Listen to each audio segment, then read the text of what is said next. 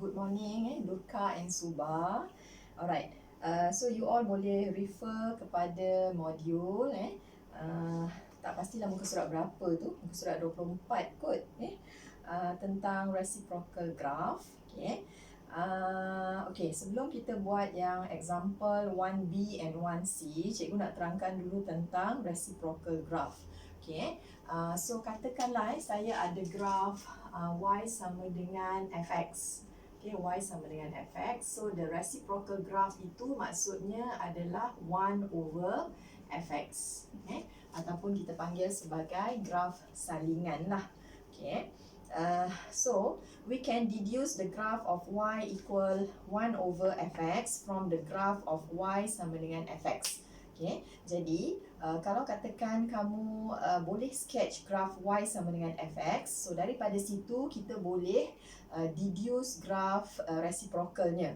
Okay, jadi macam mana caranya? So we have to follow this step. Okay, for each given value of x, fx and 1 over fx have the same sign.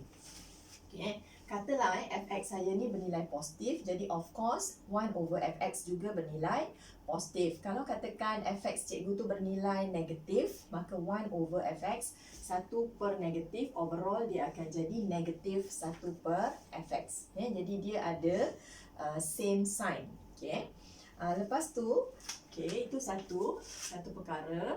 Okay, kemudian yang seterusnya tu if fx, kalau fx ini increases, okay, jadi maksudnya 1 over fx ini akan decreases. Memang betul lah macam tu. Kalau katakan kita ada 1 per x, okay, bila nilai-nilai x yang dekat bawah tu dia semakin bertambah, maknanya nilai-nilai 1 per x itu akan semakin berkurangan dan menghampiri kosong. Jadi dia berlawanan di situlah. Yang ini meningkat, yang ini semakin berkurang. Okay, and then dan sebaliknya sama jugalah. Kalau yang ini semakin berkurang, jadi 1 over fx ini akan semakin meningkat.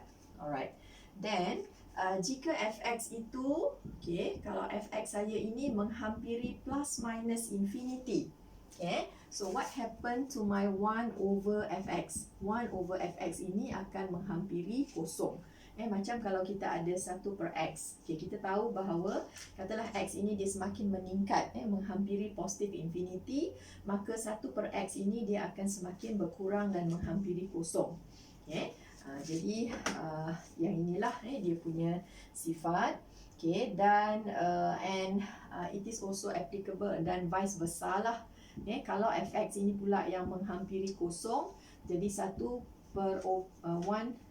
over fx ini akan menghampiri plus minus infinity. So begitulah juga sebaliknya. If fx has a maximum turning point, okay, kalau katakan fx saya kebetulan dalam graf itu dia ada satu maximum turning point, okay, kemudian 1 over fx itu dia akan possess satu minimum turning point. Dia pusing terbalik. Okay, and vice versa. Okay, maknanya kalau yang fx pula ada minimum, then 1 over fx akan jadi satu maximum turning point. Okay, then finally if fx sama dengan 1, then 1 over fx masih sama dengan 1. Okay, dan if fx sama dengan negatif 1, then 1 over fx sama dengan negatif 1. Tak ada apa-apa masalah lah. Nilainya masih sama saja sebab yang dekat atas tu adalah 1. Okay, jadi nanti cikgu akan cuba gunakan semua sifat-sifat ataupun step-step ini, okay, in order to sketch the graph of the function. Okay, kita ada dalam soalan tu sketch the graph of the function. Okay, fx sama dengan 3 tambah 2x tolak dengan x squared. Hence deduce the graph of the function 1 over fx. Okay, jadi kita akan start dengan graph inilah. Okay, tambah 2x tambah 3. Okay, kita akan sketch dulu graf ini. Jadi sebelum kita nak sketch the graph, seperti biasa kita akan cuba factorize. So in this case, dia punya factorization adalah begini. Okay, kita dah factorize kan. So this is the quadratic graph. Okay, yang mana A nya bernilai negatif. So dia adalah satu graph yang macam ni lah, graf masam. Okay. Dan dia akan memintas pada, cikgu nak buat nanti garisan dia biar senari sahaja. Okay. So dia akan memintas pada negatif 1 dan juga 3. Iaitu 1 ialah negatif 1 and then kita ada pada 3. So bentuk graf basically is something like this lah. Okay. Tak berapa kena sikit. Kejap. Okay. Saya. Okay. Tak apalah. Sepatutnya saya lukis dulu. And then baru saya buat dia punya intersection tu lagi senang. Okay. So dia akan ada satu titik maksimum kat situ. Jadi kita boleh cari titik maksimum ini menggunakan dy dx sebab kita dah belajar tentang dy dx. So dekat sini kita tahu bahawa dy dx nya akan sama dengan kosong. So apa kata kita cuba nak factorize, okay? Untuk saya mencari titik maksimum itu. So kalau saya factorize, differentiate, saya akan differentiate itu. So saya akan dapat negatif 2x tambah 2 sama dengan kosong. Okay. So dekat situ saya dapat 2 and then saya ada 1 tolak x equal 0. Okay. Then I got my x equal 1. Kemudian saya cuba sub balik, masuk nilai x sama dengan 1 dekat dalam y. So saya akan dapat nilai y nya adalah 4. So saya dapat dekat sini dia punya titik maksimum ini adalah 1, 4. Okay. Jadi sekarang menggunakan graf yang sama kat sini. Okay. So sekarang cikgu tandakan dekat sini ialah sama tak? Okay, kat sini tadi ialah, saya ingat pula ya. Okay. Ni. So dekat sini adalah negatif 1 tadi. Alright, so dekat sini adalah 3. Okay. Ini adalah graf y sama dengan fx. Okay. Kamu boleh carilah dia punya pintasan y. In this case, pintasan y nya adalah 3. Okay. Jadi sekarang menggunakan sifat-sifat reciprocal tadi, okay, reciprocal graph. Okay. Jadi sekarang yang ini adalah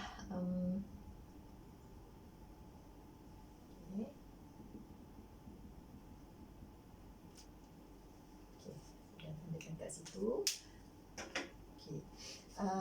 Kita ada beberapa kawasan yang mana ada graf. Okay, jadi kamu lihat dekat sini. Dekat sini kita ada satu increasing function. Increasing function. So kita dapati masa ini y-nya akan menghampiri kosong. Y akan menghampiri kosong.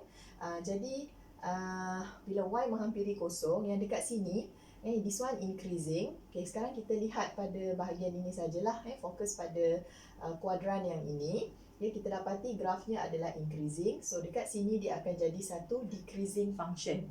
Sebab kita tahu kan, bila satu increase, yang satu lagi akan decrease. Okay, yang ini akan menghampiri kosong. Okay, y akan menghampiri kosong. Manakala yang di sini, y akan menghampiri negative infinity. Sebabkan dia decrease, of course dia akan menghampiri negative infinity lah. Okay? Yang sini menghampiri kosong, yang sini menghampiri infinity. Sama case beginilah. Kalau fx menghampiri kosong, 1 over fx akan menghampiri sama ada positif atau negative infinity.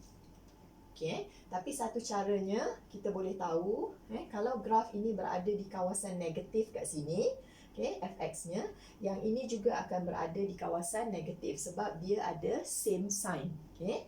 Jadi kamu tak akan buat yang di sinilah, maksudnya kamu akan buat yang di sini, sebelah sini. Okay, sekarang what about kawasan yang di sini pula? Dalam sukuan ini, kawasan ini kita akan graf akan possess satu maximum point. Okay? Dan yang di sini dia akan possess satu minimum point. Okay, dia akan menghasilkan satu minimum point pula. Dia pusing terbalik daripada yang atas. Kalau kat sini kamu nampak dia akan decreasing dan menghampiri kosong. Manakala yang kat sini pula dia akan increasing dan menghampiri positive infinity. Okay, di sini juga dia akan decreasing dan menghampiri kosong. So yang kat sini dia akan increasing dan menghampiri positive infinity. So untuk bahagian yang di sini pula, okay, yang ini graf akan decreasing, tapi yang kat sini graf reciprocalnya akan increasing dan menghampiri kosong. Yang ini menghampiri negatif infinity, yang ini akan menghampiri kosong. Yang ini decreasing, yang ini increasing. Jadi pada masa intersection with the x-axis ini, pada dia punya root ini, kita dapati dekat sini dia akan menjadi satu asymptote line. Sebab kita tahu 1/0 dia akan menghasilkan tak ada nilai lah, nilai yang tak terhingga, iaitu positif atau negatif infinity. That's why kita akan tandakan yang dekat sini adalah nilai-nilai bila fx sama dengan kosong kan, iaitu ini fx sama dengan kosong juga, yang mana x nya sama dengan negatif 1 dan 3. Jadi kalau yang untuk 1/fx ini dia tak ada nilai lah, dia akan jadi satu asymptote line. So yang ini adalah graf sama y 1/fx. So what about this minimum point? So kalau dekat sini yang y-intercept-nya adalah 3, nilai y adalah 3. So 1/y maksudnya yang dekat sini adalah 1/3. Sign masih lagi sama. Yang dekat sini pula, yang ini nilai 1 tu masih sama, yang berubah hanyalah nilai y. Sebab y tu yang sama dengan 1/fx. So kalau kat sini 4, maka kat sini adalah 1/4. Tapi tanda masih sama, masih lagi positif. Jadi kamu tak akan buat graf di bahagian sini. Jadi kamu nampak dalam graf ini kita boleh wakilkan dia dalam 3 sukuan lah. Kita ada kawasan sini, kawasan di sini dan kawasan di sini. Kawasan 2 ni adalah negatif. So graf reciprocal juga akan jadi negatif. Yang ini increasing menghampiri kosong, yang ini decreasing menghampiri negatif infinity. Yang dekat sini decreasing menghampiri negatif infinity, yang dekat sini increasing dan menghampiri kosong. Nilai fx sama dengan kosong, iaitu x sama dengan 1/3, negatif 1 dan 3, menjadi satu asymptote line untuk reciprocal grafnya. Yang dekat sini pula, kawasan yang ini masih lagi kawasan positif. Dekat sini juga kawasan positif. Yang ini possess satu maximum point. Satu local maximum point, yang ini akan possess satu local minimum point. Nilai 1 di sini masih sama, tapi nilai y-nya telah berubah. Kalau kat sini 4, dekat sini adalah 1/4. Tanda masih sama, dua-dua positif. Kalau kat sini 3, maka kat sini akan jadi 1/3. So daripada graf y sama dengan fx, kita boleh deduce graf y 1/fx. Jadi sebenarnya untuk graf yang ini, 1/fx ini 1 per, kan, kalau kamu ada 1 per, dekat sini ialah 3 tolak x, kemudian 1 tambah x, kan. Kalau menggunakan kaedah curve sketching yang biasa tu, boleh juga. Maksudnya kamu tahu dekat sini dia akan ada two vertical asymptotes, iaitu x sama dengan 3 kan, macam cikgu ajar sebelum ni. Yang ini kita samakan dengan kosong, yang ini kita samakan dengan kosong. So kamu dapat x sama dengan negatif 1. Nampak tak dekat sini kita ada dua vertical asymptote, iaitu pada garisan x sama dengan negatif 1 dan x sama dengan 3. Kita boleh dapat. Lepas tu kita cari pula satu horizontal asymptote. Kita dapati kat atas ni adalah satu nombor, satu nilai. Dekat bawah ni ada negatif x kuasa 2. Jadi of course bila yang dekat bawah ni semakin besar, 1/fx ini akan menghampiri kosong. Jadi kita tahu y sama dengan kosong merupakan satu horizontal asymptote. Nampak kat sini ini adalah garisan y sama dengan kosong, dan dia telah pun menjadi satu horizontal asymptote kepada our graph, di mana curve akan sentiasa menghampiri this horizontal asymptote bila x itu semakin besar dan juga x itu semakin kecil, juga menghampiri this straight line. So this one will be the horizontal asymptote.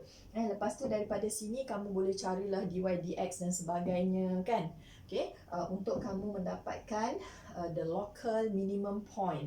And then kamu boleh study bila x menghampiri negatif 1 daripada sebelah kiri, what happen to y, macam cikgu ajar sebelum ni. Lepas tu bila x menghampiri negatif 1 daripada sebelah kanan, what happen to y. Satu akan menghampiri negatif infinity, satu lagi menghampiri positif infinity. Dan kamu akan buat juga perkara yang sama bila x menghampiri 3 daripada sebelah kiri dan x menghampiri 3 daripada sebelah kanan. So kamu akan dapat satu menghampiri positif infinity, the other one akan menghampiri negative infinity.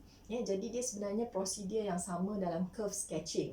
But just in case kalau katakan dia bagi grafnya adalah 1 over, so we can use this technique. Maksudnya kalau kebetulan dalam soalan tu adalah 1 per something. Jadi kamu boleh sahaja sketchkan graf yang dekat bawah ni. Graf yang ini. Lepas tu kita boleh gunakan teknik reciprocal graph ini untuk kita dapatkan dia punya graf dengan cara yang lebih cepat dan juga mudah lah. Tapi kalau katakan tak ingat, kamu boleh gunakan all the steps for curve sketching yang cikgu ajar. In fact, kalau katakan yang dekat atas ni pun satu nombor, tak semestinya satu, mungkin 2 dan sebagainya.